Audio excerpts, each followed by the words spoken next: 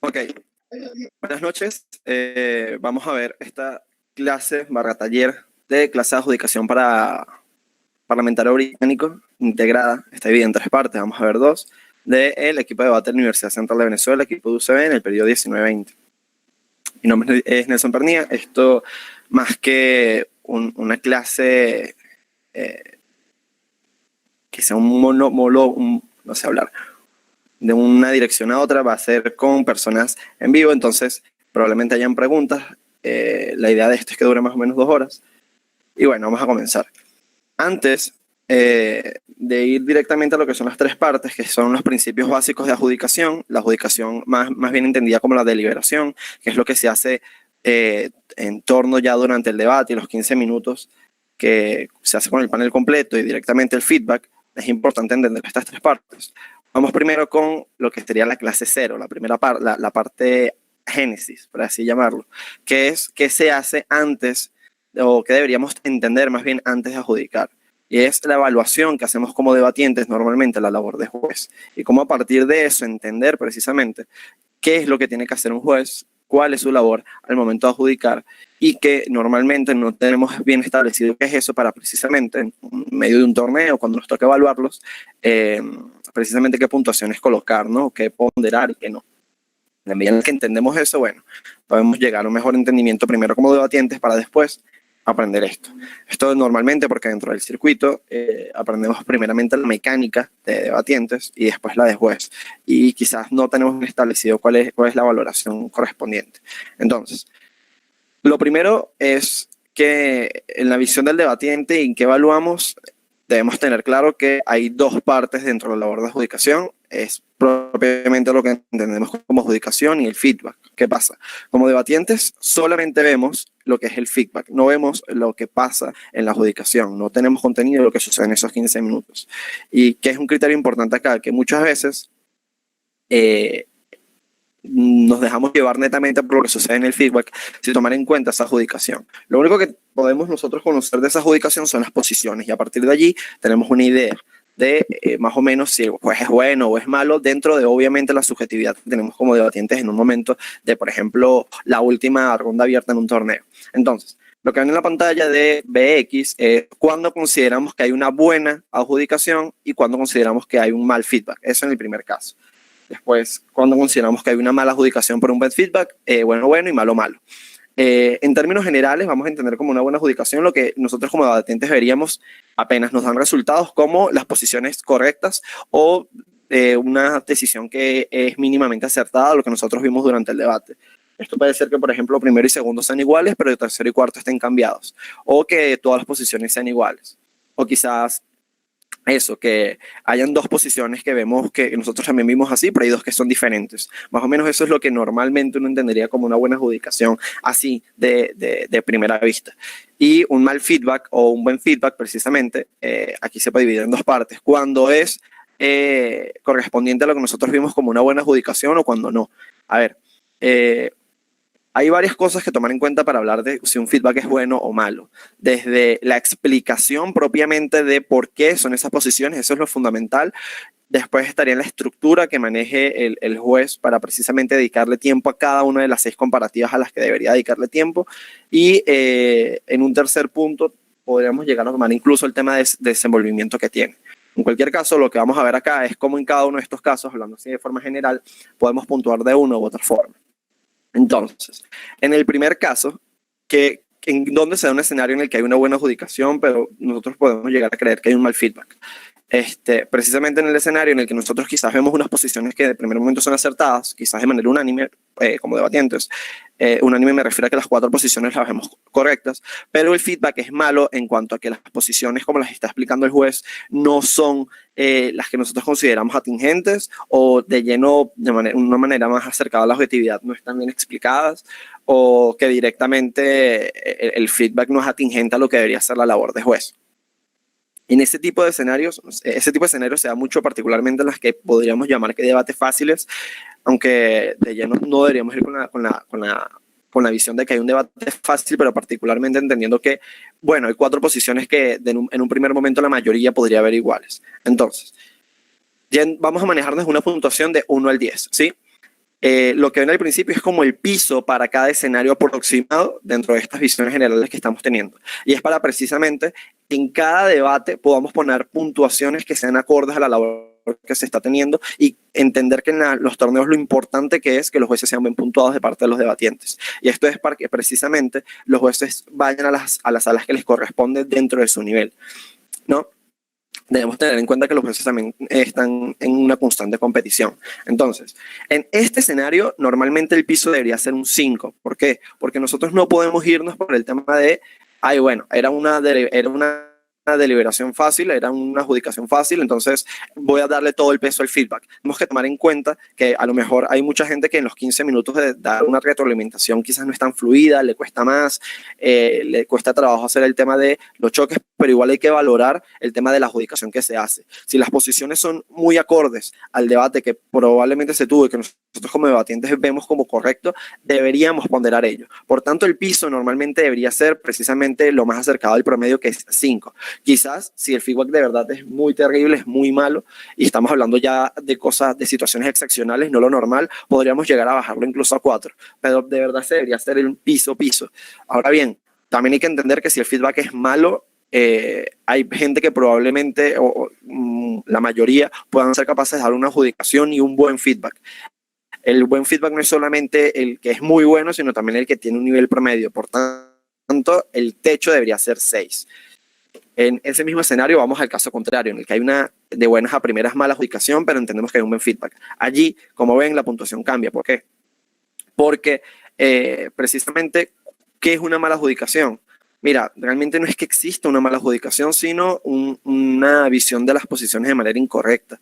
Si nosotros entendemos como debatientes que hay un proceso de 15 minutos en el que precisamente se habla y se intenta desmenuzar lo que pasó en el debate, pues la credibilidad debería estar por supuesto el feedback, no necesariamente la adjudicación. Me explico. Si la adjudicación es mala, entendiendo como mala de que vemos que hay 4 posiciones totalmente diferentes, o no solamente que sean diferentes, sino quizás al equipo que nosotros veíamos en un primer lugar ocupó una posición de tercero o cuarto, ya vamos como con una preconcepción desde el primer momento en que nos dan las posiciones. Pero hay que intentar darle la valoración correcta al feedback. Entendemos un buen feedback como lo primero que ya les mencioné, el tema de que precisamente explique por qué cada posición está en esa posición. En la medida en la que eso es hecho de una manera acertada o correcta, bueno, nosotros podemos darle mayor ponderación a eso, ponderación a eso. ¿A qué me refiero? Bueno, realmente, ¿qué tan bien explicado está esto? Realmente a mí me convencen esas posiciones, realmente el trabajo que está haciendo es muy bueno en el feedback. En esos escenarios, en la mayoría de esos escenarios en los que entendemos que hay un buen feedback promedio y con que ese promedio es netamente que es capaz de explicar por qué esas posiciones son las que son, el piso siempre debería ser 6. ¿Por qué? Porque si un juez es capaz de dar razón de ser de sus posiciones, ya está dando un feedback promedio. En la medida en la que un juez no es capaz de explicar por qué sus posiciones son las que son, estaríamos hablando de un mal feedback. Pero si es un buen feedback, partimos de esta premisa y por tanto el piso debería ser 6. A partir de allí, normalmente el aproximado ya no es que debería ser 6, sino 7, entendiendo que, bueno, hace muy bien las 6 comparativas, que da muy bien sus explicaciones, que establece muy buenas relaciones. De nuevo, partimos de la supuesta mala adjudicación, de la visión que tenía el debatiente antes del feedback, pero si durante el feedback el debatiente entiende que su visión, mira, a lo mejor no era la más correcta, o que incluso el juez llega a convencerte de lleno, puede tener más de 7 puntos sin ningún problema, incluso podríamos hablar de un 9 o un 9 punto algo sin ningún problema.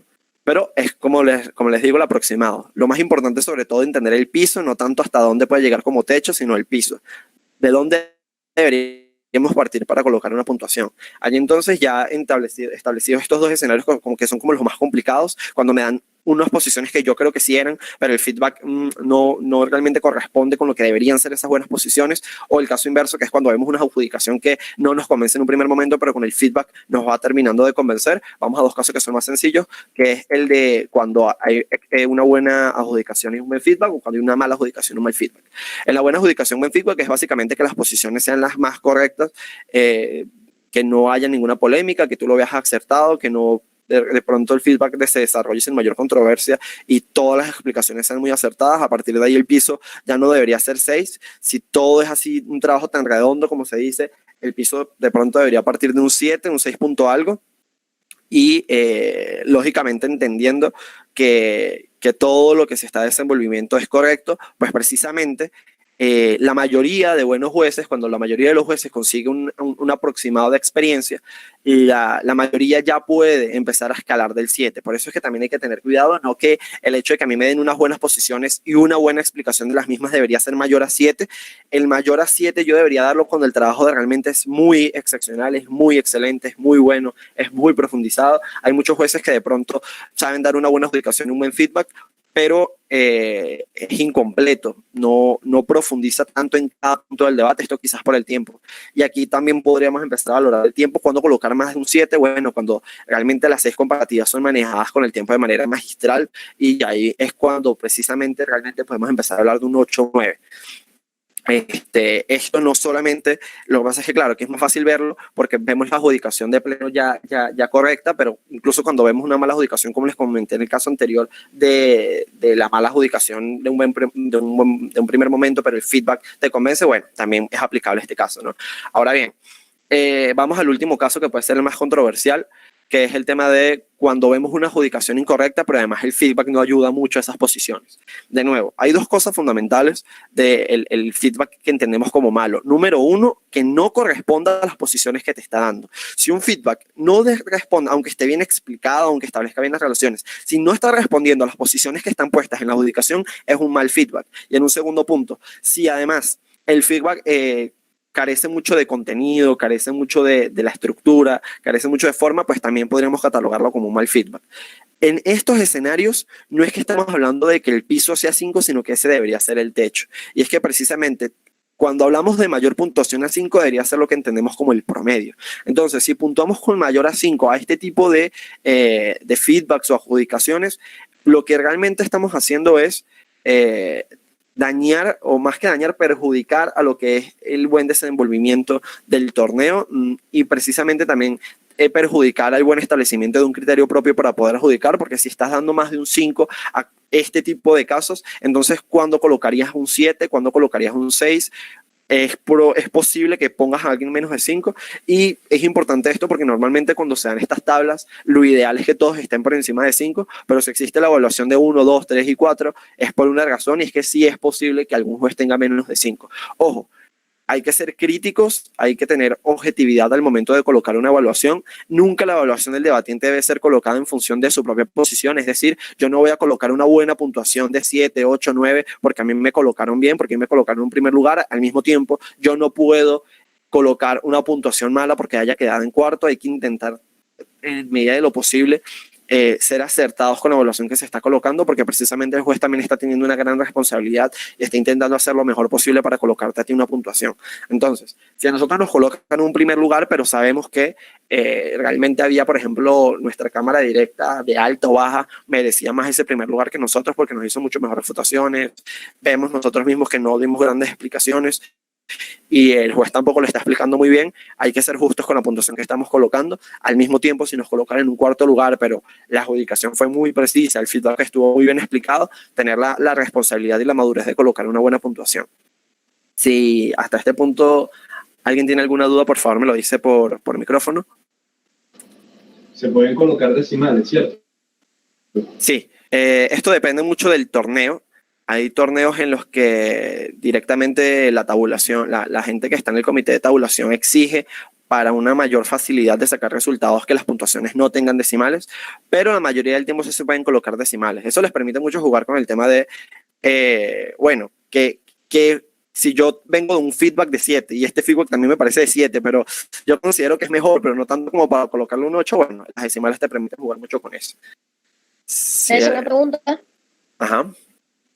¿Sabes que hablaste del feedback en su estructura, de cómo ser muy eficientes al explicar estas posiciones? Cómo, las 6 comparativas, disculpa. ¿Cuál sería la manera más eficiente para empezar a hacer estas comparaciones? Es decir, cuarto lugar, ¿por qué no le gana cuarto lugar a ninguna de las cámaras? Tercer lugar, ¿por qué le gana a cuarto, pero no a las terceras. Así sería la mejor estructura, la más eficiente. Sí, a ver, hay muchas formas de hacer el tema de las 6 comparativas. Hay gente que lo hace directamente cada una de manera individual. Yo recomiendo que cuando se está aprendiendo para precisamente economizar mejor el tiempo, se haga de abajo hacia arriba. Es decir, explicar por qué tercer lugar le gana a cuarto lugar, por qué segundo lugar le gana a tercero o cuarto y por qué primero le gana a segundo, tercero y cuarto. Y ojo, nótese que no estoy explicando por qué cuarto lugar queda en cuarto lugar como tal, sino por qué tercero le gana a cuarto directamente. Y es que aquí empiezas a establecer relaciones de una directamente, se aprovecha completamente el tiempo. Vemos que el cuarto lugar siempre va a estar presente en todas las comparativas, porque yo voy a explicar por qué tercero a cuarto, por qué segundo, tercero a cuarto y por qué primero a todos. Entonces la explicación del cuarto lugar se va a ir dando por sentado, asimismo las demás. Yo creo que esta es la mejor forma de economizar sobre todo el tiempo y de abarcar lo más posible cuando se está aprendiendo. Después hay otras formas de hacerlo. Hay gente que prefiere empezar por el primer lugar porque entienden que en el primer lugar recae todos los puntos de choque más importantes que se ven en el debate y allí se abarca mejor el tiempo. ¿Cuál es el detalle con esto? Sobre todo cuando se está aprendiendo, es el tema de que en ese tipo de casos, como no estamos tan habituados a profundizar tanto en el trabajo de cada cámara, hacemos denotar o sesgamos lo que estamos dando como feedback a que todo lo que sucedió en el debate se dio gracias al primer lugar y que el primer lugar preponderó y ganó todas las métricas y ganó todos los puntos de choque y hacemos notar más virtudes del primer lugar que las virtudes de los demás, cuando no es así. La verdad es que un primer lugar puede ganar sin haber ganado todos los puntos de choque, un primer lugar puede ganar sin haber sido ampliamente superior a las 3 cámaras, sino haberle ganado por poco a cada una, por haber hecho un trabajo un poquito más suficiente, pero entonces en ese sentido yo recomendaría empezar de abajo hacia arriba. De nuevo, la estructura que se maneja cada quien puede personalizarla a su manera, pero lo importante siempre es el hecho de hacer las 6 comparativas. Hoy por hoy vemos mucho que hay gente que, por ejemplo, explicando las cruzadas y quizás las altas, ya da por sentado que dio las 6 comparativas, pero le falta de hecho el trabajo entre las propias bancadas. Y lo que te da como explicación es, no, es que tu caso fue derivativo, o es que la alta ya me había explicado eso, por eso quedan por debajo. Y bueno, hay que darle un poquito más de profundidad. Eso no es hacer las 6 relaciones. Las 6 relaciones es meterte realmente en el contenido argumentativo. Pero bueno, eso a grandes rasgos. ¿Alguna otra pregunta? Sí, yo. Dímelo. Ajá, me lo puedes contestar más adelante, si es pertinente, sino que voy con eso que dijiste, es que tu caso fue derivativo. Es que, más o menos, ¿cuál es la referencia o a qué se refieren cuando sacan como ese as para encasillar el caso? Esto lo voy a explicar más adelante, Gabo. En la adjudicación yo profundizo ese punto. Antes vamos a pasar por los principios básicos. Yo lo tengo anotado. Tranquilo que sí te lo voy a responder. Ok, si no hay otra pregunta, pasa entonces. Ya va, espérate. Ahora sí.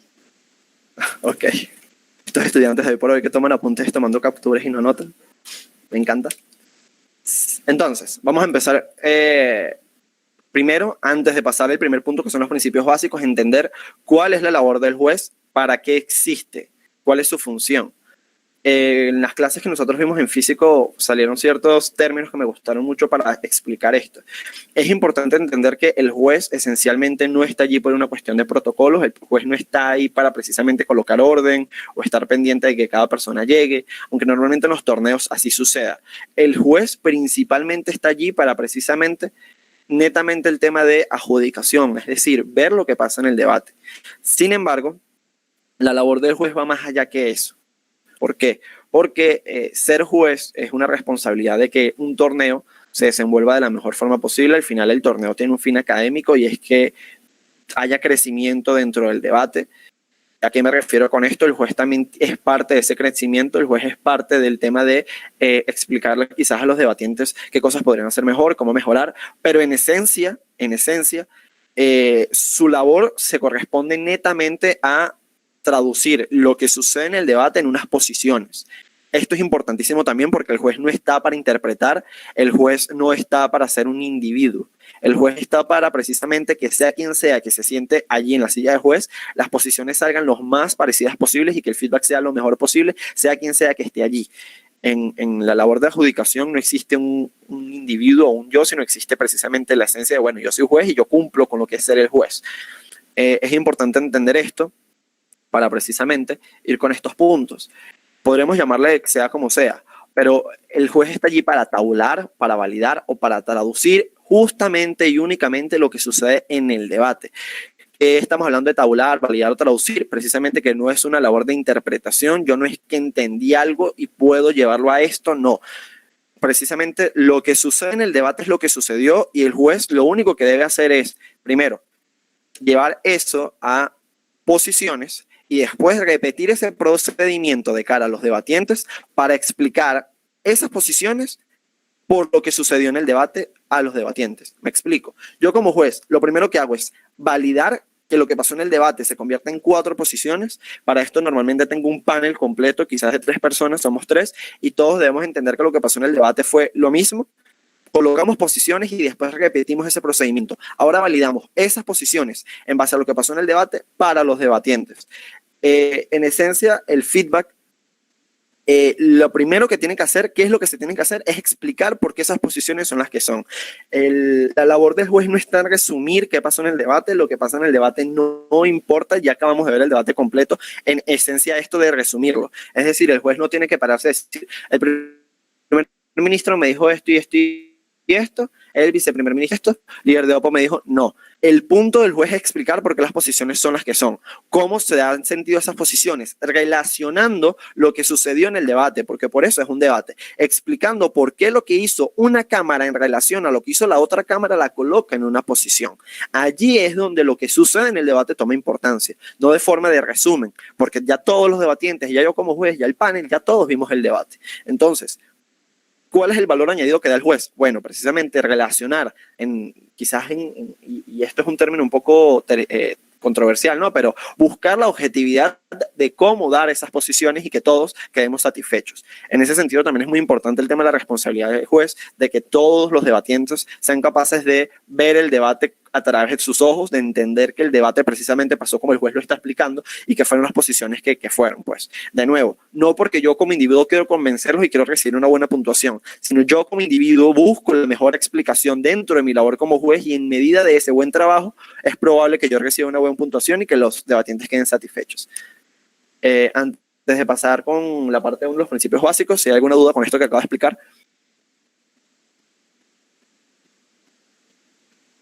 ¿No? Ok. Entonces, primera parte, principios básicos. ¿Qué son los principios básicos de la adjudicación? Precisamente lo que todos deberíamos manejar, lo que todos deberíamos entender antes de tomar la responsabilidad de ser juez en un torneo o en una competición o en un amistoso o en lo que sea. Porque es importante tener claros estos criterios. Porque estos criterios, más que ser las claves de cómo trabajar en una deliberación o cómo dar un feedback, tienen que ver con lo que tú tienes que saber antes de ser un juez. Las cosas que tú tienes que ser capaz de asumir cuando te conviertes en un juez, justamente cuando empiezas en un debate.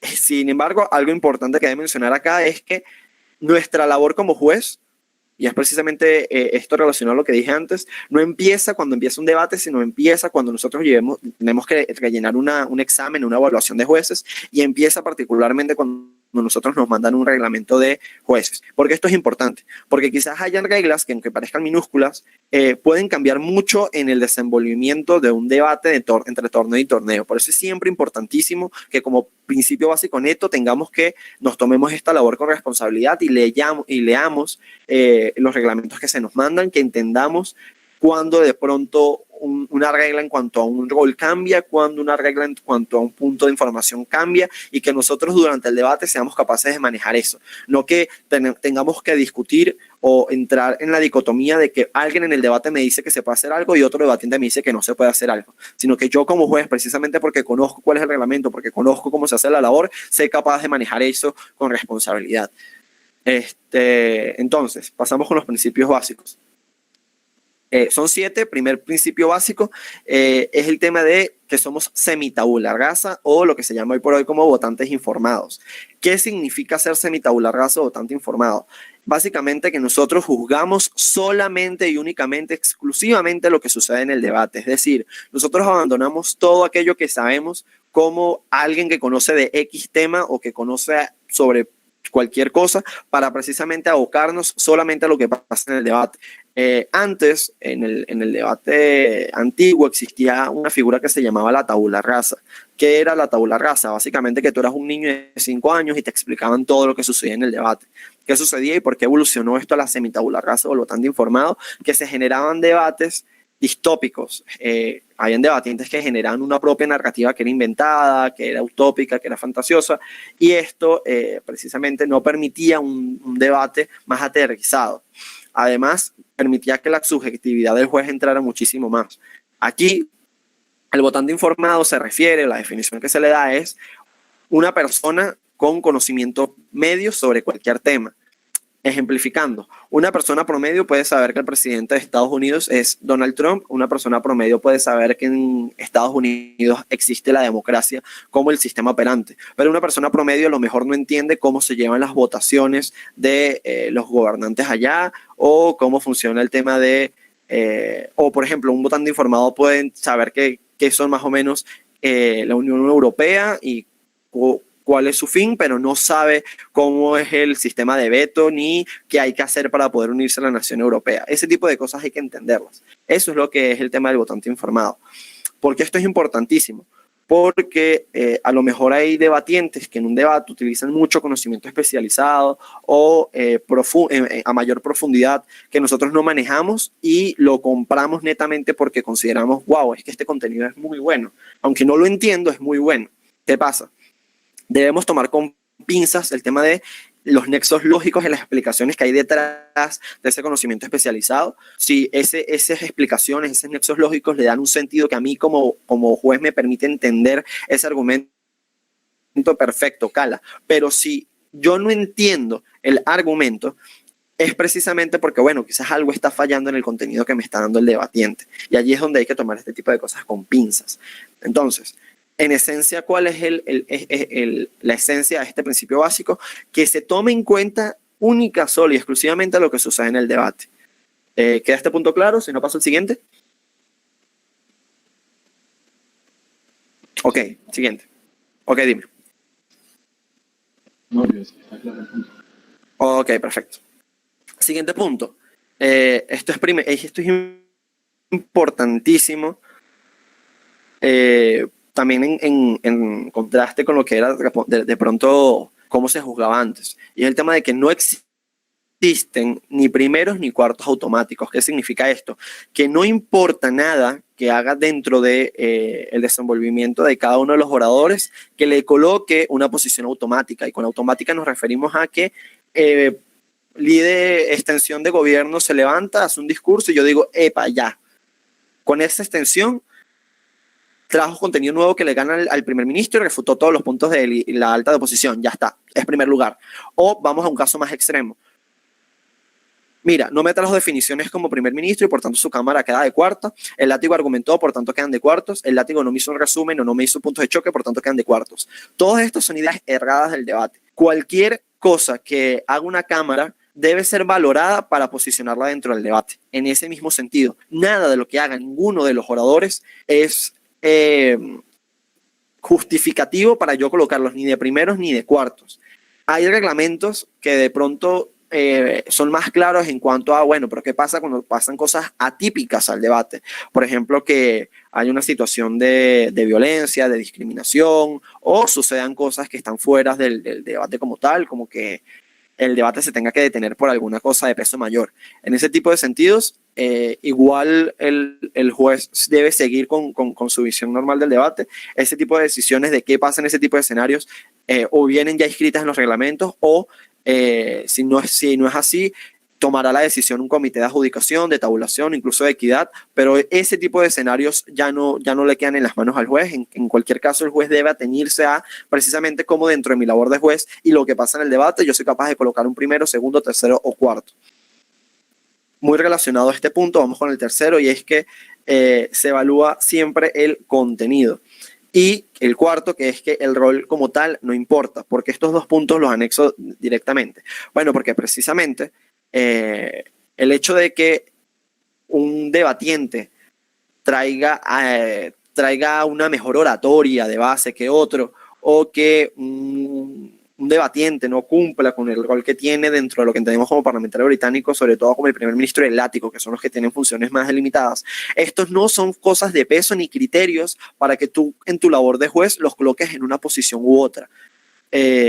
Particularmente, vamos con el punto 3, se evalúa siempre el contenido. Esto tiene que ver con que no valoramos nunca el tema de la oratoria como tal, ni el desenvolvimiento dentro de una tarima o el performance, si habla bonito o no habla bonito. Lo que se debe evaluar es el tema del contenido argumental que me trae ese debatiente para cumplir con la posición que tiene en el debate, sea en una bancada de gobierno o una bancada de oposición, y qué mecanismos, qué argumentos, qué estructuras maneja para precisamente cumplir ese punto o cumplir su carga de la prueba. En este sentido es importante el tema de que el fondo debe estar colocado por encima a la forma. Esto, de nuevo, entendiendo la forma como la oratoria. Si hay un debate que es muy difícil, es muy complicado, es muy cerrado y de pronto un debatiente puede transmitir mejor sus ideas que otro, ahí sí podemos empezar a valorar un poquito más de forma. Pero, y en ese sentido se evalúa el discurso en su todo, ¿no? Como un conjunto, pero particularmente lo que nosotros vamos a evaluar como jueces es el contenido, no cómo es dicho ese contenido. O sea, sé que aunque venga un orador que tenga una retórica buenísima, que sea al nivel de Obama, si ustedes quieren, y está en contraposición a alguien que no es tan bueno, no tiene tanto talento en esto de la oratoria, o inclusive que termine utilizando algún lenguaje soez, pero en general, no que se refiere a alguno de los oradores, o que tiene muchas muletillas. Aún así, aunque su contenido es muy bueno, si sus argumentos son muy buenos, pues precisamente ahí debería prelar eso a los otros oradores. En el debate que tiene un nivel medio alto, estas cosas no pasan. Generalmente todos tienen un muy buen desenvolvimiento, todos tienen muy buena argumentación.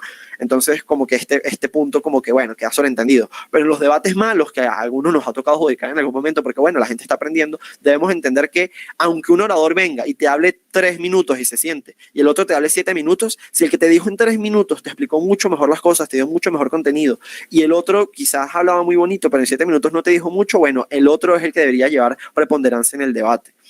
Y finalmente, el punto 4, el tema de que el rol como tal no importa, es que precisamente el rol nunca va a ser un criterio para tú evaluar quién quede primero, segundo, tercero, cuarto. Siempre habrán 1000 cosas más importantes para explicar por qué alguien queda por encima de alguien, ya sea a nivel de métrica, a nivel de carga de la prueba, a nivel de refutación, a nivel de comparativa, a nivel de caso, lo que sea. El rol siempre va a ser desplazado como el punto menos importante, y esto se explica a partir de que en el debate competitivo todos saben cumplir su rol, todos saben hacer bien el rol. Entonces no puede ser que nosotros preponderemos esto como algo importante cuando ya es algo que está sobreentendido que todos saben hacer, y que muchas veces precisamente se sacrifica porque hay cosas más importantes en el debate. ¿A qué me refiero? A lo mejor viene un primer ministro que ciertamente tiene que hacer una labor de definición, de status quo y de caracterización, pero él prefiere preponderar más las argumentaciones, porque es que precisamente esa status quo, esa definición que iba a dar, todos los debatientes son capaces de asumirla también dentro de sus discursos. Y si bien pueden haber puntos de choque allí, no podemos catalogar, bueno, pero es que el primer ministro fue deficiente y por eso sucedió este debate en el que cada uno trae una versión del status quo diferente. No, precisamente debemos valorar que el primer ministro entendió que era más importante las argumentaciones que tenía que dar, y debemos valorar cómo esas argumentaciones juegan dentro de todo el debate para ponderarlo en una posición. Entonces, haciendo un leve resumen, no existe por ningún motivo un primero o cuarto automático. Siempre debemos darle preponderancia al contenido que nos está trayendo cada uno de los debatientes, y el rol queda desplazado completamente al momento de utilizar un criterio para evaluar. ¿Alguna pregunta hasta acá?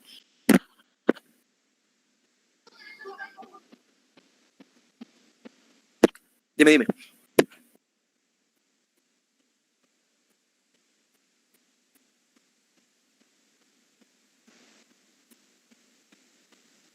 No importa.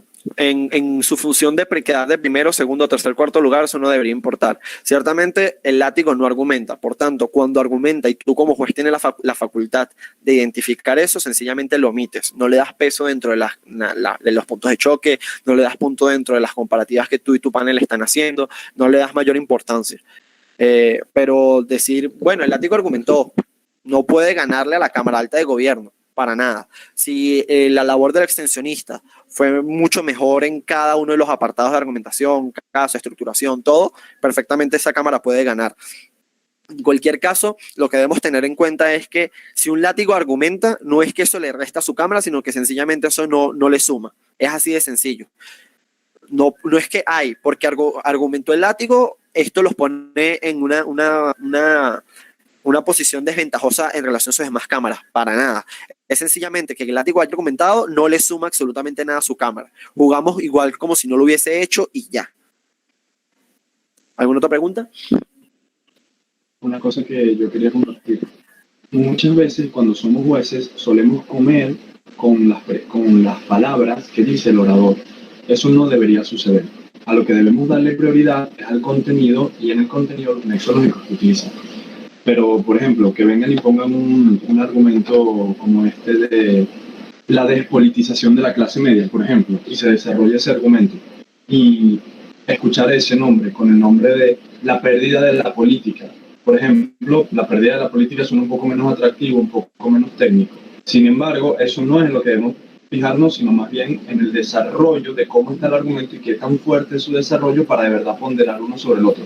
Esto sucede más que todo con personas que no hablan la lengua que se está debatiendo, de repente como segunda lengua o tal, cosas así. Esas cosas suelen pasar. Para decir eso.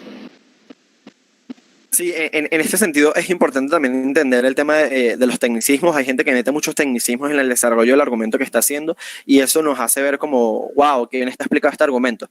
Pero realmente el hecho de que yo diga un tecnicismo para explicar algo, explica ese algo que estoy diciendo. Es importante precisamente lo que dice Rafael de cómo se da el desarrollo de ello y precisamente también el tema de, bueno, tener realmente el ojo crítico para ver qué tan bien está explicado el argumento más allá de las palabras o los tecnicismos que se puedan utilizar. Gracias por el aporte. Entonces, siguiente punto. Esto es importantísimo. Todo debe ser tomado en cuenta. Y cuando decimos, bueno, sí, es como el primer punto, ¿no? De que todo se toma en cuenta. No, pero es que en serio, todo debe ser tomado en cuenta. ¿Y a qué nos referimos con todo? Que cada una de las cosas que se dicen dentro de un discurso debe ser tomado en cuenta y debe ser valorada. Pero no solamente las cosas que se dicen en el discurso, sino también algo que normalmente es muy desplazado y es los puntos de información. Muchas veces los puntos de información no son tomados en cuenta por los jueces, no son tomados en cuenta por los propios debatientes, pero un punto de información sí puede hacer la diferencia dentro de las relaciones o la preponderancia de un equipo en una métrica en lo que se está discutiendo. Les coloco un ejemplo. Y sobre todo, por ejemplo, para las cámaras altas. Si una cámara alta establece ciertos puntos, es muy bueno su contenido, y después viene una baja que cambia totalmente la visión del debate y obviamente la cámara alta no puede explicar por qué ese debate que está planteando la cámara baja no viene a cuento y quizás no lo hizo en una reserva que quizás podemos contar como que eso es un defecto de ella. Precisamente si en un punto de información la cámara alta da una explicación de por qué ese debate no viene a cuento, es un contenido sumamente importante y valioso que nosotros debemos tomar en cuenta para cuando hagamos la comparativa entre estas dos cámaras. Ese tipo de cosas es los que pueden hacer la diferencia en un debate de mucho nivel o incluso en un debate muy malo y que nosotros como jueces debemos tomar en cuenta. Asimismo también las cosas que se dicen en los últimos segundos en los discursos, quizás cuando los debatientes empiezan a hablar muy rápido y nosotros decimos, bueno, ya lo último que queda en sus últimos 20, 30 segundos no es tan importante y estamos repasando todo lo que nos dijo para ver si lo entendimos bien. Eso es errado, debemos tomar en cuenta cada una de las cosas que nos dice hasta el último segundo, porque bueno, lo que estamos evaluando son los 7 minutos completos de cada uno de los debatientes. El siguiente punto es bueno, antes de pasar a este punto, si hay preguntas. No, ok. El siguiente punto. Y diría que este es el... Ok, Cristina. Lo siento. Mira, tú me habías dicho que con respecto al contenido que pueden tener, el orador, el debatiente debe tener una oratoria buenísima, en dado caso, y tener un buen contenido. Pero hay casos que el debatiente por nerviosismo puede que tenga un buen contenido, ¿cierto? Pero llega un punto donde su oratoria, él habla muy rápido. En ese caso, ¿cómo se evaluaría? No, Cristi, me entendiste mal. Precisamente a lo que me refería allí es que nosotros no compramos el hecho de que tenga una buenísima oratoria. Esa no es nuestra labor de adjudicar. Si la tiene y esto te hace más fácil entenderlo, buenísimo. Pero ese no es el punto de lo que estamos adjudicando. A lo que me refería cuando ejemplifiqué esto, me disculpo si no lo expliqué bien, es el tema de que quizás hay un orador que tiene una oratoria buenísima, espectacular, pero en contenido nos está trayendo muy poco, o quizás haya otro que en oratoria por precisamente el nervio habla muy rápido o tiene muchas muletillas, pero el contenido es muy bueno. Precisamente ese orador debe preponderar por sobre el otro, o incluso pongámoslos en una misma balanza, los dos traen contenido buenísimo, pues precisamente ese contenido buenísimo es el que yo voy a evaluar, no el hecho de que uno tenga una mejor oratoria que el otro. A lo mejor uno de los dos tiene una oratoria, mira, que le pasa 1000 veces por encima del otro, pero ese no es el criterio que yo voy a utilizar para comparar uno y el otro, sino precisamente el contenido que me están trayendo los dos. En el caso del tema de el debatiente que habla muy rápido y qué hago yo en ese caso, bueno, el hecho de que él se haga entender para ti como juez es su responsabilidad, no tuya. Tú igual debes poner todo el esfuerzo de tu parte, intentar copiar todo lo que dice, intentar entender todo lo que te está diciendo para precisamente hacer lo mejor posible tu labor como juez. De hecho, cuando el debatiente habla muy rápido es porque precisamente tiene mucho contenido que traer y es tu labor esforzarte el máximo posible para precisamente entenderle todo. Pero si llegamos a un punto en el que el debatiente directamente no se deja entender y te cuesta muy complicado, tú sencillamente das tu mejor esfuerzo, pero no puedes controlar ese tipo de cosas. En tal caso es responsabilidad del debatiente ese punto. Y no tiene que ver con un tema oratorio, sino con un tema de que tú entiendas mi argumento y que tú comprendas qué es lo que te estoy diciendo. Tiene que ver más con una cuestión de transmitir las ideas que él tiene. Entonces, precisamente esto se anexa muy bien a este punto que es el que voy a desarrollar ahora, que es el tema de el esfuerzo y las anotaciones. Muchos jueces de buen nivel deciden que no es tan importante copiar todo, y de hecho en varios talleres van a ver que los jueces dan la recomendación de que no es necesario copiar todo lo que dice el debatiente, sino que copies qué es lo más importante. Yo considero que quizás si tienes mucha experiencia, esto puede ser válido, pero para gente que está aprendiendo o tiene un nivel medio, esto no es tan recomendable porque muchas veces nos sesgamos cuando está empezando un debate de qué debería ser lo más importante. Tú como juez realmente no deberías tener una visión preconcebida de qué es lo importante que se está dando el debate, sino que hasta que este se termine, o quizás sí lo puedes tomar a medida que el debate se va desarrollando, pero cualquier explicación puede cambiar la importancia de qué es realmente el contenido que deberíamos evaluar en este debate. Por tanto, mi recomendación siempre va a ser anotar todo lo posible en un debate, anotar todo lo que dice cada uno de los oradores, porque solamente allí podemos realmente evaluar comparativamente el contenido que me trajo esa cámara en comparación a las demás. Cuando yo solamente me remito a anotar los puntos que supuestamente son los más importantes, estoy sesgando cuál debería ser el objetivo del debate. Quizás una cámara trae una visión distinta de cuál es el punto más importante del debate que la que tú vienes teniendo y la que tú vas anotando. No por ello tú vas a pasar a anotar menos de esa cámara. Entonces,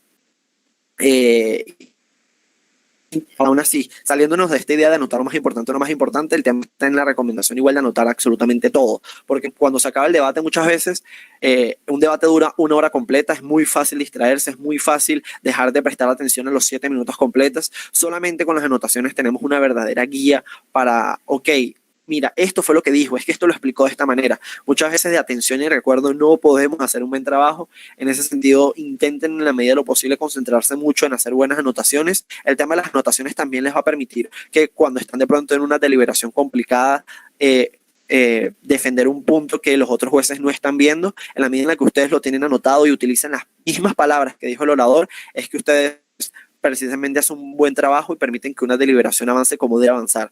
En este punto es importantísimo el tema del esfuerzo. El esfuerzo no solamente para que ustedes lo hagan bien, sino precisamente entendiendo la responsabilidad que tienen con los debatientes, entendiendo que, mira, los debatientes se esfuerzan mucho en que esto suceda. Entonces, lo mínimo que yo puedo hacer es esforzarme al máximo posible, prestarle atención a cada uno de sus discursos y precisamente anotar todo. Voy a pasar al último punto. Si alguno tiene una pregunta.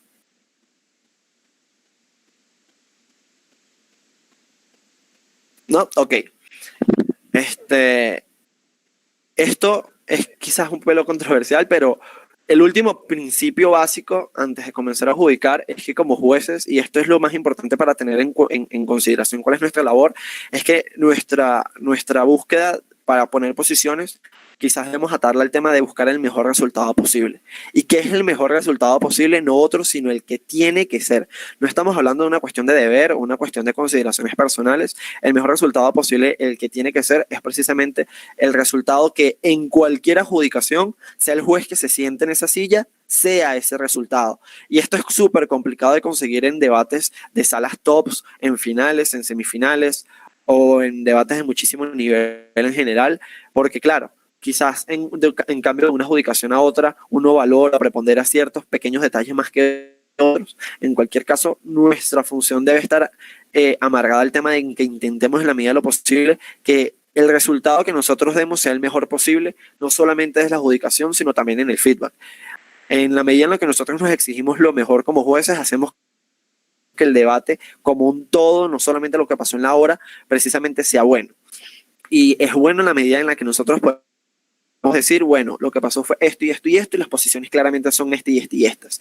Que no hayan después problemas en los debatientes con adjudicación, que no hayan malos comentarios dentro del propio panel de cómo la adjudicación podría haberse hecho mejor, sino precisamente buscar sumar en lugar de restar, y esto tiene que ver con quizás el estudio que uno hace. Muchas veces decimos, bueno, pero es que esa es su manera de adjudicar, o esa es su manera de hacer las cosas, y que bueno, a lo mejor a la gente le choca, ¿no? Yo creo que lo importante quizás puede ser el tema de que un juez de pronto cuando se sienta en la silla de juez ya está como marcada esta línea de, bueno, como él es el juez, él sabe más que tú, o como él es el juez, él tiene razón. Creo que desde los dos lados tiene que partir de un punto de humildad, de entender que todos estamos para aprender, y que en la medida en la que nosotros precisamente apliquemos, lo estudiamos, porque esto de ser juez se estudia, en la medida de que aprendamos y que todos queden satisfechos y que todos crezcamos, se consigue un mejor resultado de cara a los debatientes y de cara a nuestra evaluación. ¿Alguna pregunta acá o ya estaríamos listos con los principios básicos?